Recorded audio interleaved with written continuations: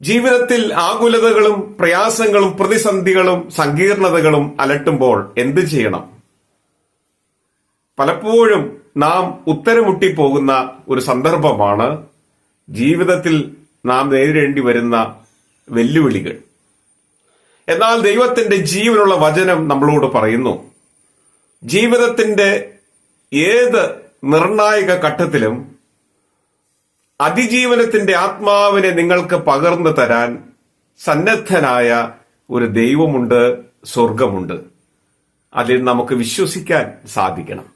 ഫിലിപ്പിയർക്ക് എഴുതിയ ലേഖനത്തിന്റെ 4-ാമത്തെ അധ്യായത്തിന്റെ 6-ാമത്തെ വാക്യം പരിശോധിക്കുമ്പോൾ അപ്പോസ്തലനായ പൗലോസ് ശ്ലീഹ വളരെ വ്യക്തമായി ഫിലിപ്പിയ സഭയോട് പറയുന്നത്, പ്രയാസങ്ങളുടെയും പ്രതിസന്ധികളുടെയും വൈതരണിയുടെയും ഘട്ടങ്ങളിൽ പ്രാർത്ഥനയ്ക്കും യാചനയ്ക്കും സമയം മാറ്റിവെക്കുക.